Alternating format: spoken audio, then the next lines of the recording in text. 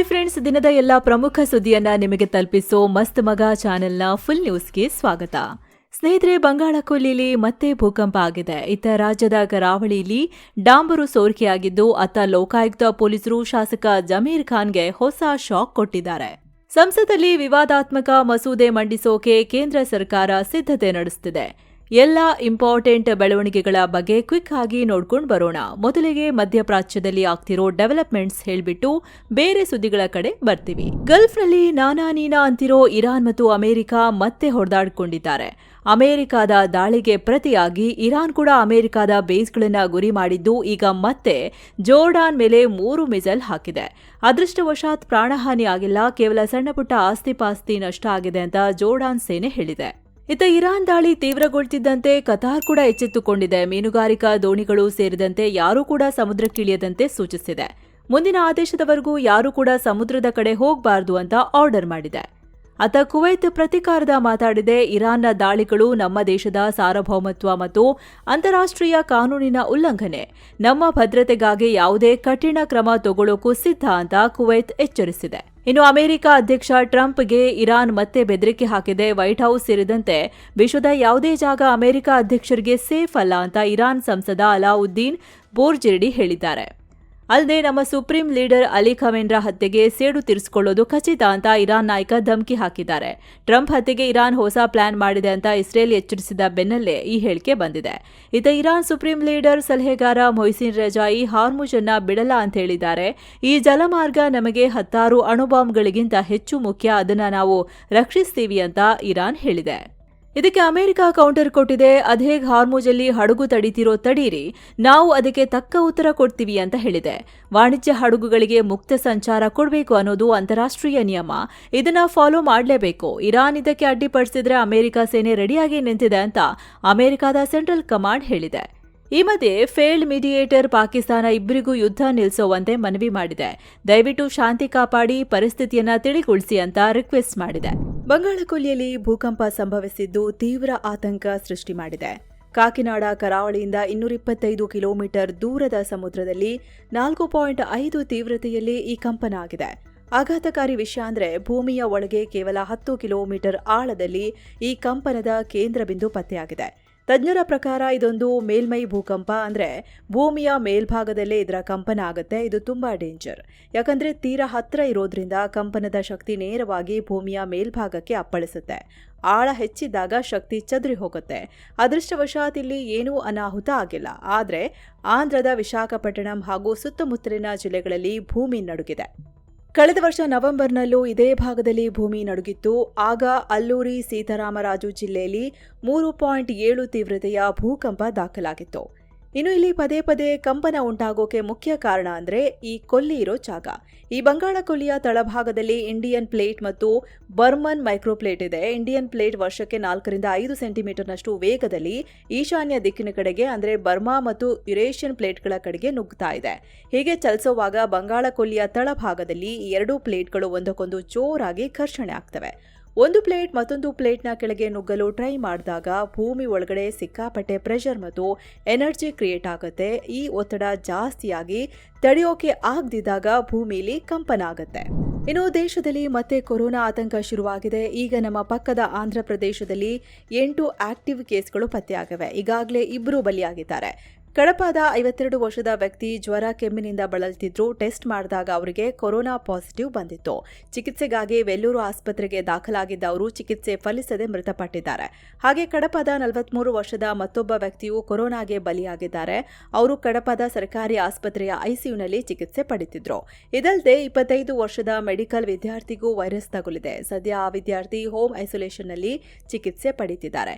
ಈ ಹೊಸ ಕೇಸ್ಗಳ ಬೆನ್ನಲ್ಲೇ ಆರೋಗ್ಯ ಇಲಾಖೆ ಅಲರ್ಟ್ ಆಗಿದೆ. ಜಿಲ್ಲೆಗೆ ವಿಶೇಷ ರ್ಯಾಪಿಡ್ ರೆಸ್ಪಾನ್ಸ್ ಟೀಮ್ ಕಳಿಸಿದೆ. ಬಾಧಿತ ಪ್ರದೇಶಗಳಲ್ಲಿ 40ಕ್ಕೂ ಹೆಚ್ಚು ಜನರ ಸ್ಯಾಂಪಲ್ಸ್ ಪಡೆಯಲಾಗಿದೆ. ಈ ಪೈಕಿ 18 ನೆಗೆಟಿವ್ ಬಂದಿದ್ದು ಉಳಿದ ರಿಪೋರ್ಟ್ ಬರಬೇಕಿದೆ. ವೈರಸ್ನ ರೂಪಾಂತರಿ ಪತ್ತೆ ಹಚ್ಚೋಕೆ ಪುಣೆಯ ಲ್ಯಾಬ್ಗೆ ಸ್ಯಾಂಪಲ್ ಕಳಿಸಲಾಗಿದೆ. ಅಲ್ಲದೆ ರಾಜ್ಯಾದ್ಯಂತ ಕಣ್ಗಾವಲು, ಟೆಸ್ಟಿಂಗ್ ಹಾಗೂ ರಿಪೋರ್ಟಿಂಗ್ ಹೆಚ್ಚಿಸುವಂತೆ ಸೂಚಿಸಲಾಗಿದೆ. ಆಸ್ಪತ್ರೆಗಳಲ್ಲಿ ಐಸೋಲೇಷನ್ ವಾರ್ಡ್ ಬೆಡ್ಗಳನ್ನು ರೆಡಿ ಇಟ್ಕೊಳ್ಳೋಕೆ ಹೇಳಲಾಗಿದೆ. ಜನ ಆತಂಕ ಪಡದೆ ಮಾಸ್ಕ್ ಧರಿಸಿ ಎಚ್ಚರಿಕೆಯಿಂದ ಇರೋಕೆ ಆಂಧ್ರ ಸರ್ಕಾರ ಮನವಿ ಮಾಡಿದೆ. ಇತ್ತ ಹೊಸದಾಗಿ ವೋಟರ್ ಐಡಿ ಮಾಡಿಸೋರಿಗೆ ಚುನಾವಣಾ ಆಯೋಗ ಮಹತ್ವದ ನಿಯಮ ತಂದಿದೆ. ಇನ್ಮುಂದೆ ಹೊಸ ಮತದಾರರು ಆನ್ಲೈನ್ನಲ್ಲಿ ಅರ್ಜಿ ಹಾಕುವಾಗ ಹಿಂದಿನ ಮತ ಪರಿಷ್ಕರಣೆಯಲ್ಲಿ ತಮ್ಮ ಪೋಷಕರ ಹೆಸರಿತ್ತಾ ಅಂತ ಮಾಹಿತಿ ಕೊಡಬೇಕು. ಚುನಾವಣಾ ಆಯೋಗ ಈ ನಿಯಮವನ್ನೀಗ ಕಡ್ಡಾಯ ಮಾಡಿದೆ. ಹೊಸದಾಗಿ ವೋಟರ್ ಲಿಸ್ಟ್ಗೆ ಸೇರೋರು ಫಾರ್ಮ್ 6 ಫಿಲ್ ಮಾಡಬೇಕಾಗುತ್ತೆ. ಈಗ ಅದರಲ್ಲಿ ಈ ಹೊಸ ರೂಲ್ಸ್ ಸೇರಿಸಲಾಗಿದೆ. ಆದರೆ ಇದಕ್ಕೆ ಸಂಬಂಧಿಸಿದಂತೆ ಯಾವುದೇ ಅಧಿಕೃತ ಗೆಜೆಟ್ ನೋಟಿಫಿಕೇಶನ್ ಹೊರಡಿಸಿಲ್ಲ. ಬದಲಾಗಿ ಆಡಳಿತಾತ್ಮಕ ಸೂಚನೆ ಮೂಲಕ ಇದನ್ನ ಆನ್ಲೈನ್ ಅರ್ಜಿಗೆ ಕಡ್ಡಾಯ ಮಾಡಲಾಗಿದೆ. ಈ ಹೊಸ ಡೀಟೇಲ್ಸ್ ಕೊಡದೆ ಹೋದ್ರೆ ಆನ್ಲೈನ್ನಲ್ಲಿ ಅರ್ಜಿ ಮುಂದೆ ಹೋಗಲ್ಲ. ಈಗ ಎಸ್ಐಆರ್ ಮುಗಿದಿರುವ ಎಲ್ಲಾ ರಾಜ್ಯ ಹಾಗೂ ಕೇಂದ್ರಾಡಳಿತ ಪ್ರದೇಶಗಳಲ್ಲಿ ಇದನ್ನ ಜಾರಿ ಮಾಡಲಾಗಿದೆ. ಮತದಾರರನ್ನ ಟ್ರ್ಯಾಕ್ ಮಾಡೋದಕ್ಕೆ ಮತ್ತು ಅರ್ಜಿ ಜೊತೆ ಕೊಡಬೇಕಾದ ದಾಖಲೆಗಳನ್ನ ಕಡಿಮೆ ಮಾಡೋದಕ್ಕೆ ಈ ನಿಯಮ ತರಲಾಗಿದೆ. ಈ ಹಿಂದೆ ಫಾರ್ಮ್ 6ನಲ್ಲಿ ಜೊತೆಗಿರುವ ಕುಟುಂಬಸ್ಥರ ಎಪಿಕ್ ನಂಬರ್ ಕೊಡೋದು ಮಾತ್ರ ಕಡ್ಡಾಯವಾಗಿತ್ತು. ಈಗ ಅದಕ್ಕೆ ಹೆಚ್ಚುವರಿಯಾಗಿ ಹಿಂದಿನ ಎಸ್ಐಆರ್ ಡೀಟೇಲ್ಸ್ ಕೂಡ ಕೇಳಲಾಗ್ತಿದೆ. ಇದು ಉತ್ತರ ಕನ್ನಡ ಜಿಲ್ಲೆಯ ಕಾರವಾರದಲ್ಲಿ ದೊಡ್ಡ ಅವಘಡ ಸಂಭವಿಸಿದೆ. ಅಲ್ಲಿನ ಬೈತಕೋಲ್ ಬಂದರ್ನಲ್ಲಿ ಹಡಗಿನಿಂದ ಸಾವಿರಾರು ಲೀಟರ್ ಬಿಸಿ ಡಾಂಬರ್ ನೇರವಾಗಿ ಸಮುದ್ರಕ್ಕೆ ಸೋರಿಕೆಯಾಗಿದೆ. ಮಧ್ಯಪ್ರಾಚ್ಯದಿಂದ ಡಾಂಬರ್ ಹೊತ್ತು ತಂದಿದ್ದ ಹಡಗಿನಿಂದ ಕಾರವಾರ ಬಳಿಯ ಅಲಿಗದ್ದಾದ ಎಂಎಸಿಎಲ್ ಕಂಪನಿಗೆ ಡಾಂಬರ್ ಅನ್ಲೋಡ್ ಮಾಡಲಾಗ್ತಿತ್ತು. ಈ ವೇಳೆ ಪೈಪ್ನಲ್ಲಿ ಏಕಾಏಕಿ ಒತ್ತಡ ಹೆಚ್ಚಾಗಿ ಪೈಪ್ ಸಿಡಿದಿದ್ದರಿಂದ ಬಿಸಿ ಡಾಂಬರ್ ಕ್ಷಣಾರ್ಧದಲ್ಲೇ ಸಮುದ್ರದ ಪಾಲಾಗಿದೆ. ಘಟನೆ ಬೆನ್ನಲ್ಲೇ ಎಚ್ಚೆತ್ತ ಹಡಗಿನ ಸಿಬ್ಬಂದಿ ಹಲವು ಗಂಟೆಗಳ ಕಾಲ ಸತತ ಕಾರ್ಯಾಚರಣೆ ನಡೆಸಿ ಸೋರಿಕೆಯನ್ನು ನಿಯಂತ್ರಣಕ್ಕೆ ತಂದಿದ್ದಾರೆ. ಆದರೆ ಸಾವಿರಾರು ಲೀಟರ್ ಡಾಂಬರ್ ಸಮುದ್ರ ಸೇರಿರೋದ್ರಿಂದ ಪರಿಸರದ ಮೇಲೆ ಭಾರೀ ಪರಿಣಾಮ ಬೀರ್ಬೋದು ಅಂತ ಹೇಳಿ ತಜ್ಞರು ಆತಂಕ ವ್ಯಕ್ತಪಡಿಸಿದ್ದಾರೆ. ಆದಾಯ ಮೀರಿ ಆಸ್ತಿ ಗಳಿಕೆ ಕೇಸ್ನಲ್ಲಿ ಶಾಸಕ ಜಮೀರ್ ಅಹಮದ್ಗೆ ಹೊಸ ಸಂಕಷ್ಟ ಶುರುವಾಗಿದೆ. ಜಮೀರ್ ವಿರುದ್ಧ ತನಿಖೆ ಮಾಡಬೇಕು, ಪ್ರಾಸಿಕ್ಯೂಷನ್ಗೆ ಅನುಮತಿ ಕೊಡಿ ಅಂತ ಕೇಳಿ ಲೋಕಾಯುಕ್ತ ಪೊಲೀಸರು ರಾಜ್ಯಪಾಲರ ಬಳಿ ಮನವಿ ಮಾಡಿದ್ದಾರೆ. ಇದಕ್ಕಾಗಿ ಸಾವಿರಾರು ಪುಟಗಳ ದಾಖಲೆಯನ್ನ ರಾಜಭವನಕ್ಕೆ ಸಲ್ಲಿಸಿದ್ದಾರೆ.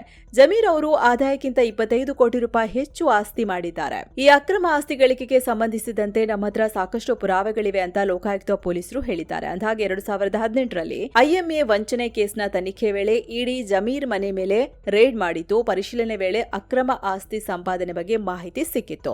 ಹೀಗಾಗಿ ಈ ಬಗ್ಗೆ ತನಿಖೆ ನಡೆಸಿ ಅಂತ ಇಡಿ ಅಂದಿನ ಎಸಿಬಿಗೆ ಸೂಚಿಸಿತ್ತು. ಬಳಿಕ ಎಸಿಬಿ ರದ್ದಾದ ಕಾರಣ ಲೋಕಾಯುಕ್ತ ಪೊಲೀಸರು ಈ ಕೇಸ್ನ ತನಿಖೆ ಕೈಗೆತ್ತಿಕೊಂಡಿದ್ರು. ಇನ್ನು ಈ ವಿಚಾರಕ್ಕೆ ಗೃಹ ಸಚಿವ ಪ್ರಿಯಾಂಕ್ ಖರ್ಗೆ ಪ್ರತಿಕ್ರಿಯೆ ಕೊಟ್ಟಿದ್ದಾರೆ. ಯಾರು ಕೂಡ ಕಾನೂನಿಗಿಂತ ಮೇಲಲ್ಲ, ಪ್ರಾಸಿಕ್ಯೂಷನ್ಗೆ ರಾಜ್ಯಪಾಲರು ಅನುಮತಿ ಕೊಡ್ಲಿ ನೋಡೋಣ ಅಂತ ಖರ್ಗೆ ಹೇಳಿದ್ದಾರೆ. ಇನ್ನು ಲಾರೆನ್ಸ್ ಬಿಷ್ಣೋಯ್ ಗ್ಯಾಂಗ್ಗೆ ಮೇಲಿಂದ ಮೇಲೆ ಹೊಸ ಶಾಕ್. ಈಗ ದಿಲ್ಲಿ ಪೊಲೀಸರು ಲಾರೆನ್ಸ್ ಬಿಷ್ಣೋಯ್ ಗ್ಯಾಂಗ್ನ 3 ಶೂಟರ್ಗಳನ್ನು ಅರೆಸ್ಟ್ ಮಾಡಿದ್ದಾರೆ. ಇವರು ಹಲವು ವ್ಯಕ್ತಿಗಳನ್ನು ಹತ್ಯೆ ಮಾಡೋಕೆ ಸಂಚು ರೂಪಿಸಿದ್ರು, ವಿದೇಶದಲ್ಲಿರೋ ತಮ್ಮ ಹ್ಯಾಂಡ್ಲರ್ಗಳಿಂದ ಸೂಚನೆ ಪಡೆದಿದ್ರು ಅಂತ ಪೊಲೀಸರು ಹೇಳಿದ್ದಾರೆ. ಬಂಧಿತ ಆರೋಪಿಗಳು ಈ ಹಿಂದೆಯೂ ಹಲವು ಶೂಟೌಟ್ ಕೇಸ್ಗಳಲ್ಲಿ ಭಾಗಿಯಾಗಿದ್ರು ಅಂತ ಮಾಹಿತಿ ಲಭ್ಯವಾಗಿದೆ.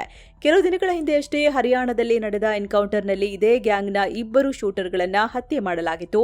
ಅದಾದ ನಂತರ ಅಮೆರಿಕ ಲಾರೆನ್ಸ್ ಬಿಷ್ಣೋಯ್ ಗ್ಯಾಂಗ್ ವಿರುದ್ಧ ಯುರೋಪ್, ಕೆನಡಾದಲ್ಲಿ ಆಪರೇಷನ್ ಮಾಡಿ 24 ಗ್ಯಾಂಗ್ಸ್ಟರ್ಗಳನ್ನು ಬಂಧಿಸಿತ್ತು. ಈ ಆಪರೇಷನ್ಗೆ ಭಾರತವು ಇಂಟೆಲಿಜೆನ್ಸ್ ಮಾಹಿತಿ ಕೊಟ್ಟಿದೆ ಅನ್ನೋ ವರದಿಗಳು ಬಂದಿದ್ವು. ಇದರ ನಡುವೆ ದೇಶದ ಒಳಗೂ ಬ್ಯಾಕ್ ಟು ಬ್ಯಾಕ್ ಅರೆಸ್ಟ್ ಆಗ್ತಿವೆ. ಇನ್ನು ಸ್ನೇಹಿತರೆ, 7 ಸ್ಯಾಂಡ್ಸ್ ಟೂರಿಸಂನವರು ಪುರಿ ಜಗನ್ನಾಥ, ಬಿರಾಜ ದೇವಿ ಶಕ್ತಿಪೀಠ, ಉದಯಗಿರಿ ಮತ್ತು ಸ್ಕಂದಗಿರಿ ಕೇವ್ಸ್ಗೆ ಟ್ರಿಪ್ ಆಯೋಜಿಸಿದ್ದಾರೆ. ಆಲ್ ಇನ್ಕ್ಲೂಸಿವ್ ಪ್ಯಾಕೇಜ್, ಏನೂ ಖರ್ಚು ಇರೋದಿಲ್ಲ. ಆಸಕ್ತರು ಕೆಳಗೆ ಇರೋ ನಂಬರ್ಗೆ ಕಾಲ್ ಮಾಡಿ ನಿಮ್ಮ ಸೀಟನ್ನ ಬುಕ್ ಮಾಡಿಕೊಂಡು ಹೋಗಿ ಬರ್ಬೋದು. ಇನ್ನು ಮಾಜಿ ಸಿಎಂ ಸಿದ್ದರಾಮಯ್ಯ ತಮ್ಮ ಮಗ ಯತೀಂದ್ರ ಅವರ ದೈವ ಭಕ್ತಿ ಬಗ್ಗೆ ಮಾತನಾಡಿದ್ದಾರೆ. ನನ್ನ ಮಗ ದೇವರಿಗೆ ಪೂಜೆ ಮಾಡದೆ ನೀರನ್ನ ಸಹ ಕುಡಿಯಲ್ಲ ಅಂದಿದ್ದಾರೆ. ನಿವೃತ್ತ ನ್ಯಾಯಮೂರ್ತಿ ನಾಗಮೋಹನ್ ದಾಸ್ ಅವರ ಪುಸ್ತಕ ಬಿಡುಗಡೆ ಕಾರ್ಯಕ್ರಮದಲ್ಲಿ ಸಿದ್ದರಾಮಯ್ಯ ಈ ತರ ಹೇಳಿದ್ದಾರೆ. ವೈದ್ಯರು, ಇಂಜಿನಿಯರ್ಗಳು, ವಿಜ್ಞಾನಿಗಳು ಕೂಡ ಇವತ್ತು ಮೂಢನಂಬಿಕೆಗಳನ್ನ ಫಾಲೋ ಮಾಡ್ತಿದ್ದಾರೆ. ನನ್ನ ಮಗ ಯತೀಂದ್ರ ವೈದ್ಯರಾಗಿದ್ರು, ದಿನಾಲೂ ಪೂಜೆ ಮಾಡ್ತಾರೆ. ಪೂಜೆ ಮಾಡದೆ ಊಟ ಮಾಡಲ್ಲ, ನೀರು ಕೂಡ ಕುಡಿಯಲ್ಲ. ಆದ್ರೆ ನಾನು ಪೂಜೆ ಪುನಸ್ಕಾರ ಎಲ್ಲ ಮಾಡಲ್ಲ. ಇಂಥ ನಂಬಿಕೆಗಳನ್ನ ಸಮಾಜದಲ್ಲಿ ಹುಟ್ಟು ಹಾಕಿದ್ದೇ ಮನುವಾದಿಗಳು ಅಂತ ಸಿದ್ದರಾಮಯ್ಯ ಹೇಳಿದ್ದಾರೆ. ಇನ್ನು ಸಾರಿಗೆ ಸಚಿವ ಭೈರತಿ ಸುರೇಶ್ ಬೆಂಗಳೂರಿನ ಬಿಎಂಟಿಸಿ ಬಸ್ ಅಲ್ಲಿ ಓಡಾಡಿದ್ದಾರೆ. ಮುಖಕ್ಕೆ ಮಾಸ್ಕ್ ಹಾಕೊಂಡು ಸಾಮಾನ್ಯ ಪ್ರಯಾಣಿಕರ ತರ 2 ಗಂಟೆಗಳ ಕಾಲ 10ಕ್ಕೂ ಹೆಚ್ಚು ಬಸ್ಗಳಲ್ಲಿ ಓಡಾಡಿದ್ದಾರೆ. ಈ ವೇಳೆ ಹೆಬ್ಬಾಳ, ನಾಗಶೆಟ್ಟಿಹಳ್ಳಿ ರೂಟ್ ಬಸ್ನಲ್ಲಿ ಟಿಕೆಟ್ ಪಡೆಯೋಕೆ ಸಚಿವರು ₹100 ನೋಟ್ ಕೊಟ್ಟಿದ್ದಾರೆ. ಆದ್ರೆ ಚಿಲ್ಲರೆ ಇಲ್ಲ ಅಂತ ಕಂಡಕ್ಟರ್ ಮಾಸ್ಕ್ ಹಾಕೊಂಡಿದ್ದ ಸಚಿವರನ್ನೇ ಬಸ್ನಿಂದ ಕೆಳಗಿಳಿರಿ ಅಂತ ಹೇಳಿದ್ದಾರೆ. ಇನ್ನೊಂದು ಕಡೆ ಫನ್ ವರ್ಲ್ಡ್ ಸ್ಟಾಪ್ನಲ್ಲಿ ಪ್ರಯಾಣಿಕರು ಇಳಿಯೋದಿದೆ ಅಂತ ಹೇಳಿದ್ರು ಡ್ರೈವರ್ ಬಸ್ ನಿಲ್ಲಿಸಿಲ್ಲ. ಹೀಗಾಗಿ ಆ ಡ್ರೈವರ್ ಮತ್ತು ಕಂಡಕ್ಟರ್ ಅನ್ನ ಸಚಿವರು ಸ್ಪಾಟ್ನಲ್ಲೇ ಸಸ್ಪೆಂಡ್ ಮಾಡಿದ್ದಾರೆ. ಬಸ್ನಿಂದ ಇಳಿದ ಮೇಲೆ ಆಟೋದಲ್ಲೂ ಇಂಥದ್ದೇ ಅನುಭವ ಆಗಿದೆ. ಮೀಟರ್ನಲ್ಲಿ 30 ರೂಪಾಯಿ ಬಂದ್ರು 36 ರೂಪಾಯಿ ಡಿಮ್ಯಾಂಡ್ ಮಾಡಿದ ಆಟೋ ಚಾಲಕನ ವಿಚಾರದಲ್ಲೂ ಸಚಿವರು ಮಧ್ಯಪ್ರವೇಶ ಮಾಡಿದ್ದಾರೆ. ಈ ಬಗ್ಗೆ ಸಚಿವರು ಹೇಳಿಕೆ ಕೊಟ್ಟಿದ್ದಾರೆ. ಇನ್ಮುಂದೆ ಈ ತರ ಸರ್ಪ್ರೈಸ್ ಚೆಕ್ ಮುಂದುವರಿಯುತ್ತೆ ಅಂದಿದ್ದಾರೆ. ಇತ್ತ ಬಿಜೆಪಿ ಕಾರ್ಯಕರ್ತ ಪ್ರವೀಣ್ ನೆಟ್ಟಾರು ಹತ್ಯೆ ಕೇಸ್ನಲ್ಲಿ ಭರ್ತಿ 4 ವರ್ಷಗಳ ಬಳಿಕ ಇಬ್ಬರು ಮೋಸ್ಟ್ ವಾಂಟೆಡ್ ಆರೋಪಿಗಳನ್ನ ಎನ್ಐಎ ಅರೆಸ್ಟ್ ಮಾಡಿದೆ. ಇವರನ್ನ 32 ವರ್ಷದ ನೌಶಾದ್ ಹಾಗೂ 41 ವರ್ಷದ ಅಬ್ದುಲ್ ನಾಸೀರ್ ಅಂತ ಗುರುತಿಸಲಾಗಿದೆ. ಬೆಳ್ತಂಗಡಿಯ ಪದಂಗಡಿ ಪೋಯಗುಡ್ಡೆ ಮೂಲದ ನೌಶಾದ್ ಬೆಂಗಳೂರಿನಲ್ಲಿ ತಲೆಮರೆಸಿಕೊಂಡಿದ್ದ. ಇನ್ನು ಕೊಡಗಿನ ಸೋಮವಾರಪೇಟೆ ಮೂಲದ ಮತ್ತೋರ್ವ ಆರೋಪಿ ಅಬ್ದುಲ್ ನಾಸೀರ್ ಕೇರಳದಲ್ಲಿದ್ದ. ಇವರ ಪತ್ತೆಗಾಗಿ ಎನ್ಐಎ ಈ ಹಿಂದೆ ತಲಾ 2 ಲಕ್ಷ ರೂಪಾಯಿ ಬಹುಮಾನ ಕೂಡ ಘೋಷಿಸಿತ್ತು. ಇವರ ಮೇಲಿದ್ದ ಆರೋಪ ಏನಂದ್ರೆ ಕೃತ್ಯ ಎಸಗಿದ್ದ ಮುಖ್ಯ ಶೂಟರ್ಗಳು ಹಾಗೂ ಪ್ರಮುಖ ಆರೋಪಿಗಳು ತಪ್ಪಿಸಿಕೊಳ್ಳೋಕೆ ಈ ಇಬ್ಬರು ಸಹಾಯ ಮಾಡಿದ್ರು. ಆರೋಪಿಗಳಿಗೆ ಮೈಸೂರು, ಚಾಮರಾಜನಗರ ಹಾಗೂ ತಮಿಳುನಾಡಿನ ಈ ರೋಡ್ನಲ್ಲಿ ರಹಸ್ಯ ಅಡಗುತಾಣಗಳನ್ನು ವ್ಯವಸ್ಥೆ ಮಾಡಿಕೊಟ್ಟ ಗಂಭೀರ ಆರೋಪ ಇವರ ಮೇಲಿತ್ತು. ಈ ಪ್ರಕರಣದಲ್ಲಿ ಒಟ್ಟು 27 ಜನ ಆರೋಪಿಗಳ ಪಟ್ಟಿಯಲ್ಲಿ ಇವರ ಹೆಸರನ್ನ ಸಹ ಸೇರಿಸಲಾಗಿತ್ತು. ಈಗ ಇವರನ್ನ ಎನ್ಐಎ ಹಿಡಿದಾಕಿದೆ. ಅಂದಾಗೆ 2022 ಜುಲೈ 26ರಂದು ಸುಳ್ಯ ತಾಲೂಕಿನ ಬೆಳ್ಳಾರಿಯಲ್ಲಿ ಪ್ರವೀಣ್ ನೆಟ್ಟಾರು ಅವರನ್ನ ಹತ್ಯೆ ಮಾಡಲಾಗಿತ್ತು. ಇದರಲ್ಲಿ ನಿಷೇಧಿತ ಪಿಎಫ್ಐ ಸಂಘಟನೆ ಕೈವಾಡ ಇದೆ ಅಂತ ಎನ್ಐಎ ಆರೋಪಿಸಿತ್ತು. ಇನ್ನು ಶಾಲಾ ಕಾಲೇಜುಗಳಲ್ಲಿ ನಡೆಯುವ ಲೈಂಗಿಕ ದೌರ್ಜನ್ಯ ಕೇಸ್ಗಳನ್ನು ಮುಚ್ಚಿಡೋ ಶಿಕ್ಷಣ ಸಂಸ್ಥೆಗಳಿಗೆ ಹೈಕೋರ್ಟ್ ಎಚ್ಚರಿಕೆ ಕೊಟ್ಟಿದೆ. ಪೋಕ್ಸೋ ಕೇಸ್ಗಳ ಬಗ್ಗೆ ಅಧಿಕಾರಿಗಳಿಗೆ ಮಾಹಿತಿ ನೀಡದೆ ಮುಚ್ಚಿಟ್ರೆ ಅಂಥವರ ವಿರುದ್ಧವೂ ಕಠಿಣ ಕ್ರಮ ಕೈಗೊಳ್ಳಲಾಗುತ್ತೆ ಅಂತ ಕೋರ್ಟ್ ಹೇಳಿದೆ. ಉಡುಪಿಯ ವಸತಿ ಶಾಲೆಯೊಂದರಲ್ಲಿ ಬಾಲಕನೊಬ್ಬನ ಮೇಲೆ ಆತನ ರೂಮ್ಮೇಟ್ ಲೈಂಗಿಕ ದೌರ್ಜನ್ಯ ನಡೆಸಿದ್ದ ಕೇಸ್ನಲ್ಲಿ ಕೋರ್ಟ್ ಈ ತರ ಹೇಳಿದೆ. ಇನ್ನು ಲೆಜೆಂಡರಿ ಗಾಯಕಿ ಎಸ್ ಜಾನಕಿ ಅವರ ಅಂತ್ಯಕ್ರಿಯೆ ಮೈಸೂರು ಜಿಲ್ಲೆ ಎಚ್ಡಿ ಕೋಟೆ ತಾಲೂಕಿನ ಕಣಿನಹುಂಡಿ ಫಾರ್ಮ್ ಹೌಸ್ನಲ್ಲಿ ನೆರವೇರಿದೆ. ಇದಕ್ಕೂ ಮುನ್ನ ಗಣ್ಯರು, ಆಪ್ತರು, ಅವರ ಕುಟುಂಬಸ್ಥರು ಜಾನಕಿಯಮ್ಮನವರ ಅಂತಿಮ ದರ್ಶನ ಪಡೆದಿದ್ದಾರೆ. ಇನ್ನು ಆಪ್ ನಾಯಕ ಅರವಿಂದ್ ಕೇಜ್ರಿವಾಲ್ ರಾಷ್ಟ್ರವ್ಯಾಪಿ ಸಹಿ ಸಂಗ್ರಹ ಅಭಿಯಾನ ಮಾಡೋದಾಗಿ ಘೋಷಿಸಿದ್ದಾರೆ. ರಾಮ ಮಂದಿರದಲ್ಲಿ ಕಳ್ಳತನ ಆಗಿದೆ, ಅವರ ವಿರುದ್ಧ ಸಹಿ ಸಂಗ್ರಹ ಮಾಡ್ತೀವಿ, ಆಂಜನೇಯರ ಆಶೀರ್ವಾದದೊಂದಿಗೆ ಈ ಅಭಿಯಾನ ಶುರು ಮಾಡ್ತಿದ್ದೀವಿ ಅಂತ ಕೇಜ್ರಿವಾಲ್ ಹೇಳಿದ್ದಾರೆ. ಇನ್ನು ಇದನ್ನ ಬಿಜೆಪಿ ಟೀಕಿಸಿದೆ. ಇದೊಂದು ರಾಜಕೀಯ ಗಿಮಿಕ್ ಅಂತ ದಿಲ್ಲಿ ಬಿಜೆಪಿ ಘಟಕದ ಅಧ್ಯಕ್ಷ ಹರ್ಷ ಮಲ್ಹೋತ್ರಾ ವಾಗ್ದಾಳಿ ನಡೆಸಿದ್ದಾರೆ. ಮುಂಬರುವ ಪಂಜಾಬ್ ಸೇರಿ ಇತರೆ ರಾಜ್ಯಗಳ ಚುನಾವಣೆಗಳಿಗಾಗಿ ಕೇಜ್ರಿವಾಲ್ ಈ ತರ ನಾಟಕ ಮಾಡ್ತಿದ್ದಾರೆ ಅಂತ ಕಿಡಿಕಾರಿದ್ದಾರೆ. ಇನ್ನು ಸಂಸತ್ತಿನ ಮುಂಗಾರು ಅಧಿವೇಶನಕ್ಕೂ ಮುನ್ನ ಕೇಂದ್ರ ಸರ್ಕಾರ ಸರ್ವಪಕ್ಷ ಸಭೆ ಕರೆದಿದೆ. ಇದೇ ಬರೋ ಜುಲೈ 19ರಂದು ಈ ಸಭೆ ನಡೆಯಲಿದೆ. ಜುಲೈ 20ರಿಂದ ಆಗಸ್ಟ್ 13ರವರೆಗೆ ಸಂಸತ್ತಿನ ಮುಂಗಾರು ಅಧಿವೇಶನ ನಡೆಯಲಿದೆ. ಇನ್ನು ಈ ಬಾರಿಯ ಅಧಿವೇಶನದಲ್ಲಿ ಹಲವು ಪ್ರಮುಖ ಮಸೂದೆಗಳನ್ನು ಮಂಡಿಸೋಕೆ ಕೇಂದ್ರ ಸರ್ಕಾರ ಸಿದ್ಧತೆ ಮಾಡಿಕೊಂಡಿದೆ. ಮುಖ್ಯವಾಗಿ 30 ದಿನಗಳ ಕಾಲ ನ್ಯಾಯಾಂಗ ಬಂಧನದಲ್ಲಿದ್ರೆ ಪ್ರಧಾನಿ, ಸಿಎಂ ಅಥವಾ ಸಚಿವರ ಸ್ಥಾನ ವಜಾಗೊಳಿಸೋ 130ನೇ ಸಂವಿಧಾನ ತಿದ್ದುಪಡಿ ಮಸೂದೆ ಬಗ್ಗೆ ಇದೇ ಅಧಿವೇಶನದಲ್ಲಿ ಜೆಪಿಸಿ ವರದಿ ಸಲ್ಲಿಕೆಯಾಗೋ ನಿರೀಕ್ಷೆ ಇದೆ. ಆದರೆ ಈ ಮಸೂದೆಯ ಕರಡು ವರದಿಯಲ್ಲಿನ ಹಲವು ನಿಯಮಗಳಿಗೆ ತೀವ್ರ ವಿರೋಧ ವ್ಯಕ್ತವಾಗಿದೆ. ಆರೋಪ ಸಾಬೀತಾಗುವ ಮುನ್ನವೇ ಹುದ್ದೆಯಿಂದ ತೆಗೆಯೋದು ಅಸಂವಿಧಾನಿಕ ಅಂತ ಹಲವು ತಜ್ಞರು ಅಭಿಪ್ರಾಯಪಟ್ಟಿದ್ದಾರೆ. ಹೀಗಾಗಿ ಕೋರ್ಟ್ನಿಂದ ಆರೋಪ ಮುಕ್ತರಾದರೆ ತಾನಾಗಿಯೇ ಹುದ್ದೆ ಮರುಸ್ಥಾಪನೆಯಾಗುವ ಸನ್ಸೆಟ್ ಕ್ಲಾಸ್ ಸೇರಿಸೋಕೆ ಸಮಿತಿ ಶಿಫಾರಸು ಮಾಡಿದೆ. ಅಲ್ಲದೆ ಹುದ್ದೆಯಿಂದ ವಜಾ ಮಾಡೋ ಬದಲು ಅಮಾನತು ಅನ್ನೋ ಪದ ಬಳಸೋಕೆ ಸಮಿತಿ ಹೇಳಿತ್ತು. ಆದರೆ ಗೃಹ ಸಚಿವಾಲಯ ಇದಕ್ಕೆ ಒಪ್ತಿಲ್ಲ ಅಂತ ಗೊತ್ತಾಗಿದೆ. ಇನ್ನೊಂದೆಡೆ 30 ದಿನಗಳ ಬಂಧನದ ಬದಲು ಕೋರ್ಟ್ನಲ್ಲಿ ದೋಷಾರೋಪ ಪಟ್ಟಿ ಸಲ್ಲಿಕೆಯಾದಾಗ ಮಾತ್ರ ಕ್ರಮ ಜರುಗಿಸಬೇಕು ಅನ್ನೋ ಚರ್ಚೆಯೂ ನಡೆಯುತ್ತಿದೆ. ಇತ ಸರ್ಕಾರದ ವಿರುದ್ಧ ಮುಗಿಬೀಳೋಕೆ ವಿಪಕ್ಷಗಳು ಕೂಡ ತಯಾರಿ ನಡೆಸಿವೆ. ನೀಟ್ ಪೇಪರ್ ಲೀಕ್ ಪ್ರಕರಣದಲ್ಲಿ ಆದ ಲೋಪವನ್ನ ಸರ್ಕಾರದ ಮುಂದೆ ಮಂಡಿಸೋಕೆ ಸಿದ್ಧತೆ ಮಾಡಿವೆ. ಇನ್ನು ಕೇಂದ್ರ ರೈಲ್ವೆ ಖಾತೆ ರಾಜ್ಯ ಸಚಿವ ರವನೀತ್ ಸಿಂಗ್ ಬಿಟ್ಟು ಸತ್ಲುಜ್ ಚಿತ್ರತಂಡಕ್ಕೆ ಓಪನ್ ಚಾಲೆಂಜ್ ಹಾಕಿದ್ದಾರೆ. ಪಂಜಾಬ್ನಲ್ಲಿ 25,000 ಜನ ನಾಪತ್ತೆಯಾಗಿದ್ದಾರೆ ಅಥವಾ ಅವರನ್ನ ಅಕ್ರಮವಾಗಿ ಅಂತ್ಯಕ್ರಿಯೆ ಮಾಡಲಾಗಿದೆ ಅಂತ ಸಿನಿಮಾದಲ್ಲಿ ತೋರಿಸಲಾಗಿದೆ. ಹಾಗಿದ್ರೆ ಇದಕ್ಕೀಗ ಸಾಕ್ಷಿ ಕೊಡಿ ನೋಡೋಣ ಅಂತ ರವನೀತ್ ಸಿಂಗ್ ಬಿಟ್ಟು ಸವಾಲ್ ಹಾಕಿದ್ದಾರೆ. ಅಲ್ಲದೆ ಈ ಸಿನಿಮಾಗೆ ಸಾಕ್ಷಿ ಕೊಡದೇ ಇದ್ರೆ ಕಾನೂನು ಕ್ರಮ ತಗೋತೀವಿ ಅಂತ ವಾರ್ನಿಂಗ್ ಕೊಟ್ಟಿದ್ದಾರೆ. ಸಿನಿಮಾದಲ್ಲಿ ಕೇವಲ ಒನ್ ಸೈಡ್ ಕತೆ ಮಾತ್ರ ಹೇಳಲಾಗಿದೆ. ಉಗ್ರರಿಂದ ಹತ್ಯೆಯಾದ ಹಿಂದೂಗಳು ಹಾಗೂ ಮುಗ್ಧ ಜನರ ಕಥೆಯನ್ನ ಸಿನಿಮಾದಲ್ಲಿ ಯಾಕೆ ತೋರಿಸಿಲ್ಲ ಅಂತ ಸಚಿವರು ಪ್ರಶ್ನೆ ಮಾಡಿದ್ದಾರೆ.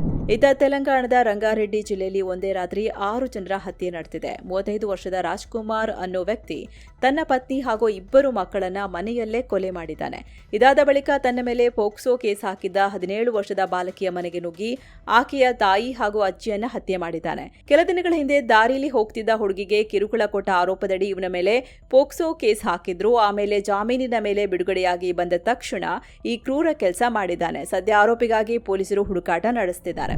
ಇದೇ ಕೇಂದ್ರ ಸರ್ಕಾರ ದೇಶದಲ್ಲಿ 39 ಔಷಧಿಗಳ ಬೆಲೆಯನ್ನ ಫಿಕ್ಸ್ ಮಾಡಿ ಆದೇಶ ಹೊರಡಿಸಿದೆ. ಮುಖ್ಯವಾಗಿ BP, sugar, heart problem, cancer, antibiotics, ಕಣ್ಣಿನ ಡ್ರಾಪ್ಸ್ ಹಾಗೂ ಎಚ್ಐವಿ ಔಷಧಿಗಳ ದರ ಇಳಿಕೆಯಾಗಿದೆ. ವಿಟಮಿನ್ D3 ಮತ್ತು ಪಾರ್ಶ್ವವಾಯು ಇಂಜೆಕ್ಷನ್ಗಳ ಬೆಲೆಯನ್ನು ಕಡಿತ ಮಾಡಲಾಗಿದೆ. ಬಿಪಿ ನಿಯಂತ್ರಿಸೋ ಆಮ್ಲೋಡಿಪೈನ್ ತಲ್ಮಿಸಾರ್ಟನ್ ಟ್ಯಾಬ್ಲೆಟ್ಗೆ ₹14.74 ನಿಗದಿಯಾಗಿದೆ. ಕಣ್ಣಿನ ಸೋಂಕಿಗೆ ಬಳಸೋ ನೆಫಾಫೆನಾಕ್ ಮೊಕ್ಸಿಫ್ಲೊಕಾಸಿನ್ ಡ್ರಾಪ್ಸ್ಗೆ ಪ್ರತಿ ಮಿಲಿಲೀಟರ್ಗೆ ₹68.64 ಫಿಕ್ಸ್ ಮಾಡಲಾಗಿದೆ. ಹೃದಯಾಘಾತ ರಿಸ್ಕ್ ಕಮ್ಮಿ ಮಾಡೋ ಆಸ್ಪ್ರಿನ್ ಕಾಂಬಿನೇಷನ್ ಕ್ಯಾಪ್ಸೂಲ್ಗೆ ₹6.37 ನಿಗದಿಯಾಗಿದೆ. ಹಾಗೆ ಬ್ಲಡ್ ಕ್ಲಾಟ್ ಕರಗಿಸೋ ಅತ್ಯಂತ ತುರ್ತು ಇಂಜೆಕ್ಷನ್ಗೆ ₹60,238 ಫಿಕ್ಸ್ ಆಗಿದೆ. ಇನ್ಮುಂದೆ ಕಂಪನಿಗಳು ಈ ನಿಗದಿತ ದರಕ್ಕಿಂತ ಹೆಚ್ಚಿನ ಎಂಆರ್ಪಿ ಹಾಕುವಂತಿಲ್ಲ. ನಿಗದಿತ ಬೆಲೆಯ ಮೇಲೆ ಜಿಎಸ್ಟಿ ಮಾತ್ರ ಪ್ರತ್ಯೇಕವಾಗಿ ಸೇರಿಸಬಹುದಾಗಿದೆ. ಸರ್ಕಾರದ ಈ ನಿರ್ಧಾರದಿಂದ ಬಡ ರೋಗಿಗಳಿಗೆ ಕಮ್ಮಿ ಬೆಲೆಯಲ್ಲಿ ಅಗತ್ಯ ಔಷಧಿಗಳು ಸಿಗಲಿವೆ. ಮುಂದಿನ 12 ತಿಂಗಳಲ್ಲಿ ಹೊಸ ಔಷಧಿ ತಂದ್ರೂ ಇದೇ ಬೆಲೆಗೆ ಮಾರಾಟ ಮಾಡಬೇಕು. ನಿಯಮ ಉಲ್ಲಂಘಿಸಿದ್ರೆ ಸರ್ಕಾರ ದಂಡ ಹಾಕೋ ಎಚ್ಚರಿಕೆ ನೀಡಿದೆ.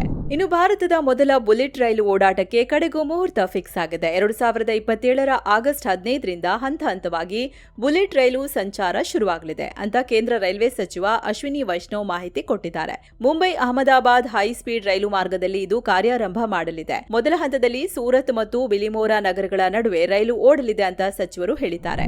ಇತ್ತ ಅಸ್ಸಾಂನಲ್ಲಿ ಪೊಲೀಸರು ವಶಕ್ಕೆ ಪಡೆದಿದ್ದ ₹472.51 ಕೋಟಿ ಮೌಲ್ಯದ ನಶಾವಸ್ತುವನ್ನ ರೋಡ್ ರೋಲರ್ ಹತ್ತಿಸಿ ನಾಶ ಮಾಡಲಾಗಿದೆ. ಅಸ್ಸಾಂ ಸಿಎಂ ಹಿಮಂತ್ ಬಿಸ್ವಾ ಶರ್ಮಾ ಮತ್ತು ಪೊಲೀಸ್ ಅಧಿಕಾರಿಗಳ ನೇತೃತ್ವದಲ್ಲಿ ಈ ಕಾರ್ಯಾಚರಣೆ ಮಾಡಲಾಗಿದೆ.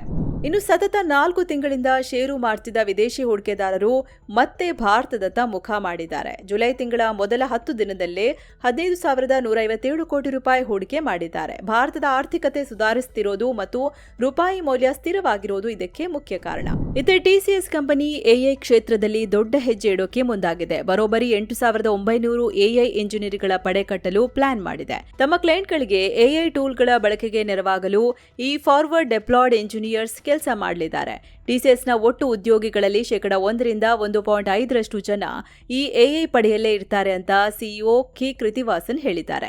ಇದರ ಜೊತೆಗೆ ಡೇಟಾ ಹಾಗೂ ಸೈಬರ್ ಸೆಕ್ಯುರಿಟಿ ಕಂಪನಿಗಳನ್ನ ಖರೀದಿಸೋ ಬಗ್ಗೆನೂ ಟಿಸಿಎಸ್ ಇಂಟ್ರೆಸ್ಟ್ ತೋರಿಸುತ್ತದೆ. ಎಐನಿಂದ ಐಟಿ ಉದ್ಯಮಕ್ಕೆ ಹೊಡೆತ ಬೀಳಲ್ಲ, ಬದಲಾಗಿ ಹೊಸ ಬಿಸಿನೆಸ್ ಅವಕಾಶ ಸೃಷ್ಟಿಯಾಗಲಿದೆ ಅಂತ ಕೃತಿವಾಸನ್ ವಿಶ್ವಾಸ ವ್ಯಕ್ತಪಡಿಸಿದ್ದಾರೆ. ಇದೇ ಕಾರಣಕ್ಕೆ ಎಐ ತಂತ್ರಜ್ಞಾನ ಹಾಗೂ ಉದ್ಯೋಗಿಗಳ ತರಬೇತಿಗಾಗಿ ಟಿಸಿಎಸ್ ಪ್ರತಿ ವರ್ಷ $1 ಬಿಲಿಯನ್ ಖರ್ಚು ಮಾಡ್ತಿದೆ ಅಂತ ಕಂಪನಿ ಸಿಎಫ್ಒ ಸಮೀರ್ ಸೆಕ್ಸಾರಿಯಾ ಹೇಳಿದ್ದಾರೆ. ಸೊ ಫ್ರೆಂಡ್ಸ್, ಇದಾಗಿತ್ತು ಇವತ್ತಿನ ಫುಲ್ ನ್ಯೂಸ್. ಇನ್ನು ವಿಡಿಯೋ ಕೆಳಗೆ ಜಾಯಿನ್ ಆಪ್ಷನ್ ಇದೆ, ಆಸಕ್ತರು ಜಾಯಿನ್ ಆಗಬಹುದು. ಇದರಿಂದ ನಿಮಗೆ ವಿಶೇಷ ವಿಡಿಯೋಗಳು ಸಿಗುತ್ತೆ. ಹಾಗೆ ನಮ್ಮ ತಂಡಕ್ಕೆ ಬೆಂಬಲ ಕೊಟ್ಟಂತೆಯೂ ಆಗುತ್ತೆ. ಆಸಕ್ತರು ಕನ್ಸಿಡರ್ ಮಾಡಬಹುದು. ಹೀಗೆ ಮತ್ತೆ ಭೇಟಿ ಆಗ್ತಿರೋಣ. ನಮಸ್ತೆ.